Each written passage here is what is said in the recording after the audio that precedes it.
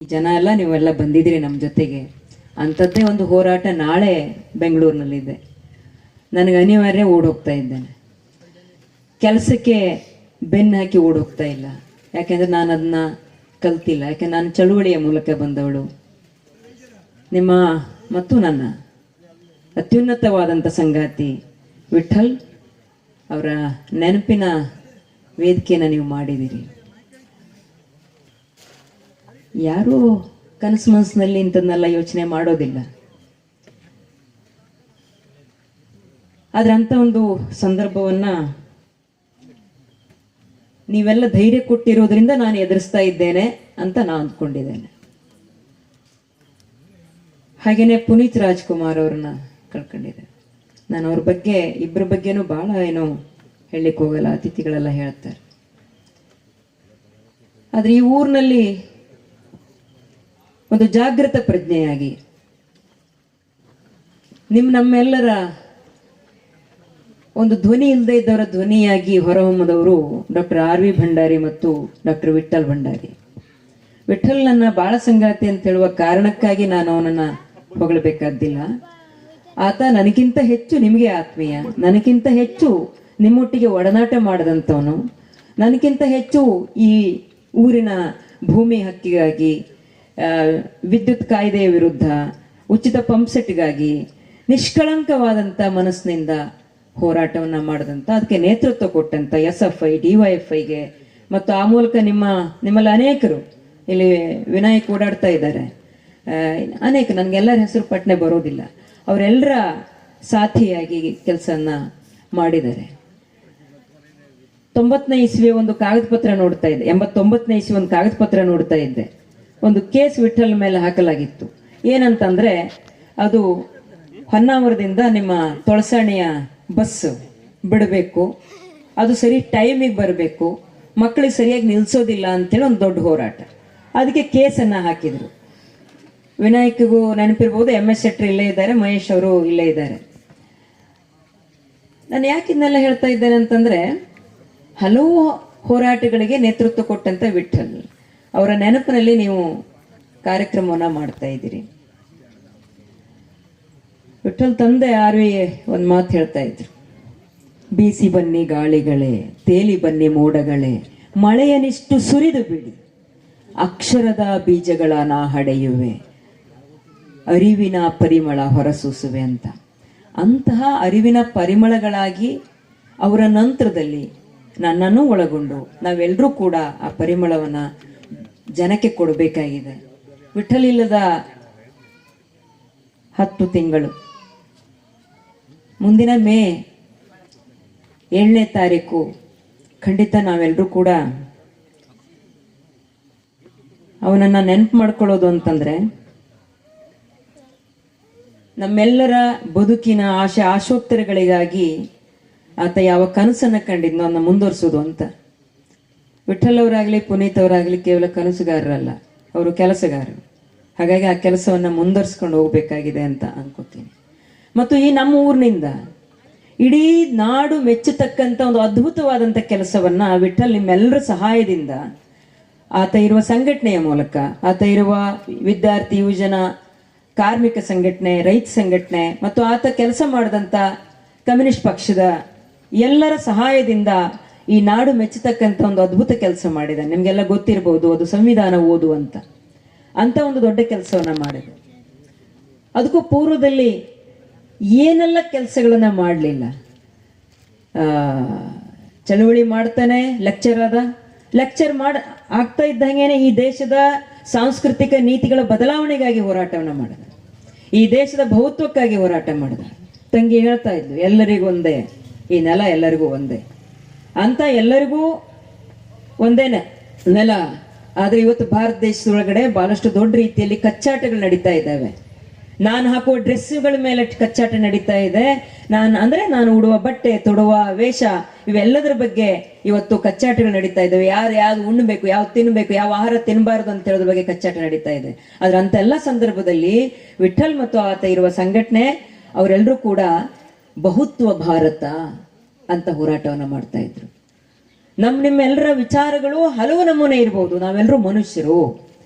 ನಮ್ಮ 10 ಭಾಷೆಗಳು 10 ವಿಧ ವೇಷಗಳು, ಆದರೂ ನಮಗೊಬ್ಬಳೆ ತಾಯಿಯವಳು ಅಂತ ಹೇಳ್ಕೊಂಡು ನಾವೆಲ್ಲ ಹೇಳ್ಕೊತೀವಿ. ಅದು ಬಾಯಲ್ಲಿ ಹೇಳಲಿಕ್ಕಲ್ಲ, ಅದನ್ನ ಕೃತಿಯಲ್ಲಿ ಹೇಳಿಸ್ಬೇಕು ಅಂತ ಹೇಳ್ಕೊಂಡು ವಿಠಲ್ ತಾನು ಲೆಕ್ಚರ್ ಆದರೂ ಕೂಡ ತನ್ನ ಊರಿನ ಸುತ್ತಮುತ್ತ ಹಲವಾರು ಮನುಷ್ಯ ಪರವಾದಂತ ಜೀವಪರವಾದಂತ ಕೆಲಸವನ್ನ ಮಾಡಿದರು. ನನಗೆ ಬಹಳ ಒಳಗಡೆ ಬೇಕಾದಷ್ಟು ದುಃಖಗಳು, ಪ್ರತಿನಿತ್ಯ ಒಂದು ದುಃಖದಕ್ಕಿಂತ ಇನ್ನೊಂದು ದುಃಖ ನನ್ನ ಒಳಗಡೆ ಬಹಳ ದೊಡ್ಡ ಯುದ್ಧ ಮಾಡ್ತದೆ. ಆದ್ರೆ ಅದೆಲ್ಲವನ್ನು ಮೀರಿ ಕೆಲಸ ಮಾಡ್ಲಿಕ್ಕೆ ಹೊರಡೋದಿದೆಯಲ್ಲ, ಆ ಕೆಲಸಕ್ಕೆ ನೀವೆಲ್ಲರೂ ಕೂಡ ಇಂಥ ಒಂದು ವೇದಿಕೆಯನ್ನು ಕಲ್ಪಿಸಿದ್ದೀರಿ, ಅದೊಂದು ದೊಡ್ಡ ಸಮಾಧಾನ. ಒಬ್ಬ ಆತ ಹೋದ, ಆದ್ರೆ ಆತನ ಹೆಜ್ಜೆ ಗುರುತುಗಳನ್ನ ಅಳಿಸದೆ, ಆ ಹೆಜ್ಜೆ ಗುರುತುಗಳಲ್ಲಿ ಒಂದಷ್ಟು ಒಳಿತಾಗುವಂಥದ್ದು ಏನಾದ್ರು ಇದ್ರೆ, ಆ ಹೆಜ್ಜೆ ಮಾಯುವ ಮುನ್ನ ಹೆಜ್ಜೆ ಊರದಲ್ಲಿ ಅದು ಸ್ವಲ್ಪ ಹೊಂಡ ತೋಡಿರ್ತದೆ. ಆ ಹೆಜ್ಜೆ ಅದ್ರ ಒಳಗಡೆ ಒಂದು ಒಳ್ಳೆ ನೀರು, ಒಂದು ಮಳೆ ನೀರು ಅಥವಾ ಯಾವುದೇ ನೀರು ನಿಂತ್ಕೊಳ್ಳುವಂಗಾದ್ರೆ ಆ ಹೆಜ್ಜೆಯಲ್ಲಿ ಅಲ್ಲಿ ಒಂದು ಒಳ್ಳೆ ತೇವ ಇರ್ತದೆ. ಆ ತೇವದಿಂದ ಒಂದು ಮೊಳಕೆ ಬರ್ತದೆ ಅಂತ ನಾನು ಅಂದ್ಕೊಂಡಿದ್ದೇನೆ. ಆ ಕಾರಣಕ್ಕಾಗಿ ವಿಠಲ್ ಮತ್ತು ನಿಮ್ಮೆಲ್ಲರ ಸ್ನೇಹ ಅದು ಅಚ್ಚಳಿಯದೆ ಇರುವ ಹಾಗೆ ಅದು ಈ ತೇವದ ಒಳಗಡೆ ಬೇರು ಬಿಟ್ಟಿದೆ ಅಂತ ನಾನು ಭಾವಿಸ್ತೀನಿ. ಇನ್ನೊಂದು ಮಾತು ಹೇಳಲೇಬೇಕು. ನಿಮ್ಮ ಪಕ್ಕದಲ್ಲೇ ಸಹಯಾನ ಅಂತ ಹೇಳೋದಿದೆ. ಸಹಯಾನ ಅಂತ ಹೇಳುವಂಥದ್ದು ಒಂದು ಕುಟುಂಬದವ್ರು ಮಾತ್ರ ಜೊತೆಯಾಗಿ ಹೋಗುವಂಥದ್ದಲ್ಲ, ಎಲ್ಲರೂ ಸೇರ್ಕೊಂಡು ಹೋಗುವಂಥದ್ದು ಸಹಯಾನ ಅದು. ಹಾಗಾಗಿ ಆ ಸಹಯಾನಕ್ಕೆ ನೀವೆಲ್ಲರೂ ಬರಬೇಕು. ಅಲ್ಲಿ ಕೆಲಸಗಳು ನಡೀತಾ ಇರ್ತವೆ, ಅದರಲ್ಲಿ ನೀವು ಪಾಲ್ಗೊಳ್ಬೇಕು. ಅಲ್ಲಿ ಯಕ್ಷಗಾನ ತರಬೇತಿ ನಡೀತದೆ, ಮಕ್ಕಳಿಗಾಗಿ ಯಕ್ಷಗಾನ ತರಬೇತಿ ನಡೀತದೆ, ನೀವು ಅದ್ರಲ್ಲಿ ಪಾಲ್ಗೊಳ್ಬೇಕು, ನಿಮ್ಮ ಮಕ್ಕಳು ಪಾಲ್ಗೊಳ್ಬೇಕು. ಆ ಮೂಲಕವಾಗಿ ಅಯ್ಯೋ ಮಕ್ಕಳೆಲ್ಲ ಹಾಳಾಗೋದ್ರು, ಯುವಜನರೆಲ್ಲ ಹಾಳಾಗೋದ್ರು ಅಂತ ಹೇಳೋದು ನಿಲ್ಲಿಸ್ಬೇಕು. ಅದು ವಿಠಲನ ಆಶೆನೂ ಹೌದು. ಆ ಮೂಲಕವಾಗಿ ಗಣೇಶ್ ಭಂಡಾರಿ ಅವರು ಅಲ್ಲಿ ಪ್ರಾರಂಭ ಮಾಡಿದಂಥ ಯಕ್ಷ ಕಿರೀಟದ ಆಶೆ ಇರುವುದು, ಸಹಾಯನದ ಆಶೆ ಇರುವುದು. ಇಲ್ಲಿ ಅನೇಕರಿದ್ದಾರೆ, MS ಶೆಟ್ಟಿ ಅವರಿದ್ದಾರೆ, ಮಹೇಶ್ ಭಂಡಾರಿ ಅವರಿದ್ದಾರೆ, ಇನ್ನು ಅನೇಕ ಸಂಗಾತಿಗಳು, ಸ್ನೇಹಿತರು ಎಲ್ಲರೂ ಕೂಡ ಅಲ್ಲಿ ಕೆಲಸ ಮಾಡ್ತಾ ಇದ್ದಂಥವ್ರು ಎಲ್ಲ ಇದ್ದಾರೆ. ಹಾಗಾಗಿ ನಾನು ನಿಮ್ಮನ್ನ ಸಹಾಯನಕ್ಕೆ ಕರಿತೇನೆ. ನಾನಲ್ಲಿ ಒಬ್ಳಿದ್ದೇನೆ ಅಂತ ಅನ್ಕೋಬೇಡಿ, ನಾನಿದ್ದೇನೆ, ಮಾಧವಿಯವರಿದ್ದಾರೆ, ನಮ್ಮ ಇಡೀ ಕುಟುಂಬ ಅಲ್ಲಿದೆ, ಇನ್ನಕ್ಕ ಇದ್ದಾರೆ. ಅಂದ್ರೆ ಎಲ್ಲರೂ ಸೇರಿ ಆ ಕುಟುಂಬದ ಸದಸ್ಯರು ಮತ್ತು ಸಹಯಾನದ ಇಡೀ ಬಳಗ ಅಲ್ಲಿದೆ, ನಿಮ್ಮನ್ನ ಸ್ವಾಗತಿಸ್ತದೆ. ವಿಠಲ್ ಕೂಡ ಆತನ ವಿಚಾರಗಳು ಅವೆಲ್ಲವೂ ಕೂಡ ನಿಮ್ಮನ್ನ ಸ್ವಾಗತಿಸ್ತವೆ. ಹಾಗಾಗಿ ನೀವು ಅಲ್ಲಿ ಬಂದು ಹೋಗಿ ಮಾಡ್ತಾ ಇರಬೇಕು ಅಂತ ಅರಿವಿನ ಪರಿಮಳವನ್ನ ಹೊರಸೂಸಬೇಕು. ಮತ್ತು ಇವತ್ತು ದೊಡ್ಡ ಹಿರಿಯ ಕಲಾವಿದರಿಗೆ ಸನ್ಮಾನ ಮಾಡ್ತಾ ಇದ್ದಾರೆ. ಹೌದು, ಇದೆಲ್ಲವೂ ಕೂಡ ನಮ್ಮೆಲ್ಲರ ಆಶಯಗಳು, ಅದಾಗಬೇಕಾದ್ದು. ಮತ್ತು ಬಡ ಕಲಾವಿದರಿಗೆ ಸಹಾಯವನ್ನ ಸಲ್ಲಿಸಬೇಕಾದಂಥದ್ದು ಕೂಡ ನಮ್ಮ ಒಂದು ಸಾಂಸ್ಕೃತಿಕ ಕಾಳಜಿ. ಹಾಗಾಗಿ ಇಷ್ಟು ಅಂಶಗಳನ್ನ ಹೇಳ್ತಾ ನನ್ನ ಒಡನಾಟ ಇತ್ಯಾದಿಗಳೆಲ್ಲ ಇವರು ನಿರ್ವಹಣೆ ಮಾಡ್ತಾ ಇದ್ದಂಥವ್ರು ಹೇಳ್ತಾರೆ ಅಂತಂದ್ರು. ಬಹುಶಃ ಇದು ಅಂತ ದೊಡ್ಡ ನನಗೆ ಹೇಳ್ಕೊಳ್ಳಿಕ್ಕೆ ಈ ತಕ್ಷಣದಲ್ಲಿ ಅಂತ ಸಮಯ ಅವಕಾಶಗಳು ಇಲ್ಲ. ಅದು ನಿಮ್ಮ ತಪ್ಪಲ್ಲ, ನನ್ನ ತಪ್ಪು. ನಾನು ಅದೇ ಹೇಳದ್ನಲ್ಲ, ಹಾಗೆ ಓಡಿ ಹೋಗ್ಬೇಕಾದಂಥ ಪರಿಸ್ಥಿತಿ ಇದೆ ಅಂತ. ಹಾಗಾಗಿ ಆ ಎಲ್ಲವನ್ನೂ ಕೂಡ ಹೇಳ್ಕೊಳ್ಳಿಕ್ಕೆ ಆಗದೆ ಇದ್ರು ಕೂಡ ಈ ಹಳ್ಳಿಯಲ್ಲಿ ನಾನು ಕೂಡ ಹಳ್ಳಿಯಿಂದನೇ ಬಂದವಳು. ನಾನು ಇದಕ್ಕಿಂತ -10 ಗ್ರೋತ್ ಜೋಯಿಡಾ ತಾಲೂಕಿನಿಂದ ಬಂದವಳು ನಾನು. ಹಾಗಾಗಿ ಇಂಥ ಹಳ್ಳಿಯಲ್ಲಿ ಮತ್ತು ನನ್ನಂಥ ಹಳ್ಳಿಯಲ್ಲಿ ಈ ರೀತಿ ಕಾರ್ಯಕ್ರಮಗಳು ಮಾಡೋದಿದೆಯಲ್ಲ, ಹೀಗೆ ಜನ ಸೇರೋದಿದೆಯಲ್ಲ, ಅದು ಜೀವ ಪ್ರೀತಿಯ ಸಂಕೇತ. ಅಂತ ಜೀವ ಸೆಲೆ ಇಲ್ಲಿ ಇರೋದ್ರಿಂದಾಗಿಯೇ ವಿಠಲ್ ಸದಾ ಜೀವಂತವಾಗಿರ್ತಾರೆ, ಪುನೀತ್ ರಾಜ್ಕುಮಾರ್ ಸದಾ ಜೀವಂತವಾಗಿರ್ತಾರೆ. ಮತ್ತು ನಮ್ಮಂಥವ್ರು ಅಂದ್ರೆ ನೇರವಾಗಿ ತಕ್ಷಣಕ್ಕೆ ಕಳ್ಕೊಂಡಂತ ನಮ್ಮಂತ ಅನೇಕ ಜೀವಗಳಿಗೆ ನೀವೆಲ್ಲರೂ ಜೀವ ಸೆಲೆಯನ್ನ ಕೊಡ್ತೀರಿ ಅಂತ ಹೇಳಿ ನಾನು ಭಾವಿಸಿದ್ದೇನೆ. ಸೊ ಇಷ್ಟು ಹೇಳ್ತಾ, ವಿಠಲ್ ನೆನಪು ಸದಾ ಈ ಭಾಗದಲ್ಲಿ ಇರ್ತದೆ. ನನಗೊಂದೇ ಅಲ್ಲ, ಎಲ್ಲರಿಗೂ ವಿಠಲ್ ಕೆರೆಕುಣಕ್ಕೆ ಬಂದು ಹೋದ ಕೊನೆಯ ದಿವಸ ಇವತ್ತು. ಹೋದ ವರ್ಷ ಇವತ್ತು, ನಿನ್ನೆ ಕಾನಕ್ಕೆ ಎಲ್ಲ ಇದ್ದ ವಿಠಲ. ಅದೇ ಯಕ್ಷಗಾನವನ್ನ ರೆಕಾರ್ಡ್ ಮಾಡಿದ್ದ, ಮಾರನೇ ದಿವಸ ಅಪ್ಲೋಡ್ ಮಾಡಿದ್ದು. 4ನೇ ತಾರೀಕು ಗಣೇಶ ಮಾವನ ಮನೆಯಿಂದ ಹಾಗೆ ಹೊರಟು ಸಹಾಯನ ನೋಡ್ಬಿಟ್ಟು ಹಾಗೆ ಹೊರಟಿರೋದು. ಯಾವ ಕೆಲಸವೂ ವ್ಯರ್ಥ ಆಗಲಿಕ್ಕೆ ನಾವ್ಯಾರೂ ಕೊಡೋದು ಬೇಡ, ಯಾವ ವಿಚಾರಗಳು ಕೂಡ ಹಾಗೆ ಗಾಳಿಯಲ್ಲಿ ಹೋಗ್ಲಿಕ್ಕೆ ಕೊಡೋದು ಬೇಡ. ಆತನ ವಿಚಾರ ಎಲ್ಲರೂ ಚೆನ್ನಾಗಿರ್ಬೇಕು. ಭಾರತ ಅಂತ ಹೇಳೋದು, ಭಾರತದ ಸಂವಿಧಾನ ಅಂತ ಹೇಳುವಂಥದ್ದು ಈ ದೇಶದ ಜನತೆಯ ಒಂದು ಆ ಸಂವಿಧಾನವನ್ನು ರಕ್ಷಣೆ ಮಾಡ್ಕೊಂಡು ಜನತೆಯ ಹಕ್ಕು ಅಂತ ಹೇಳುವಂಥದ್ದು ವಿಠಲನ ಆಶೆ ಆಗಿತ್ತು. ಗಂಡು ಹೆಣ್ಣು ಅನ್ನುವಂಥ ಲಿಂಗ ಭೇದ ಇಲ್ಲದೆ ಇದ್ದಂಥ ಸಮಾಜ ನಿರ್ಮಾಣ ಆಗಬೇಕು ಅಂತ ಹೇಳೋದು ವಿಠಲನ ಆಶೆ ಆಗಿತ್ತು. ಹಾಗೇನೆ ಎಲ್ಲಿಯೂ ಕೂಡ ಮೂಲಸೌಕರ್ಯ ಕೊರತೆ ಇರಬಾರದು ಅಂತ ದಲಿತರು, ಆದಿವಾಸಿಗಳು, ಅಲ್ಪಸಂಖ್ಯಾತರು, ಹಿಂದುಳಿದವರು ಎಲ್ಲರ ಸಲುವಾಗಿ ಒಂದು ದೊಡ್ಡ ಹೋರಾಟದ ಸಾಗರಕ್ಕೆ ವಿಠಲೇನ್ ಧುಮುಕಿದ್ದ. ಆ ಹೋರಾಟ ಸಾಗರದಲ್ಲಿ ನಾವೆಲ್ಲರೂ ಈಜೋಣ. ಚಳುವಳಿ ಮುಂದುವರಿತದೆ. ಅಂಥ ಚಳುವಳಿ ಒಳಗಡೆ ನೀವೆಲ್ಲರೂ ಕೂಡ ಪಾಲ್ಗೊಳ್ಬೇಕಂತ ವಿನಂತಿ ಮಾಡ್ತೇನೆ. ಕೆಲವರಿಗೆ ನನ್ನ ಮಾತು ಹೊಸ್ತಾಗಬಹುದು, ಯಾಕಂದ್ರೆ ಚಳುವಳಿ ಹೋರಾಟ ಏನೇನೋ ಹೇಳ್ತಾ ಇದ್ದಾಳೆ ಅಂತ ಅನ್ಸ್ಬೋದು.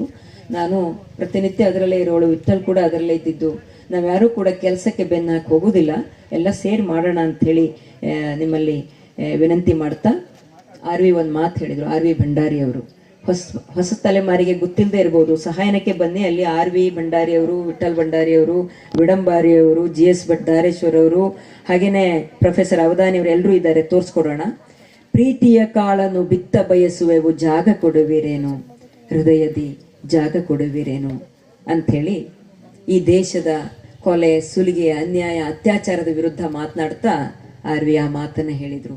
ಹಾಗೆ ನಾವು ಈ ದೇಶದ ಒಳಗಡೆ ಯಾರಿಂದಲೂ ಯಾರ ಶೋಷಣೆಯೂ ಆಗದೇ ಇದ್ದಂಥ ಒಂದು ವಾತಾವರಣವನ್ನು ನಾವು ಸೃಷ್ಟಿಸೋಣ. ಅದಕ್ಕೋಸ್ಕರ ಪ್ರೀತಿಯ ಕಾಳನ್ನು ಹಂಚಲಿಕ್ಕೆ ಎಲ್ಲರೂ ಒಂದಾಗೋಣ ಅಂತೇಳಿ ಹೇಳ್ತಾ ನನ್ನ ಮಾತನ್ನು ಮುಗಿಸ್ತೇನೆ. ನಮಸ್ಕಾರ.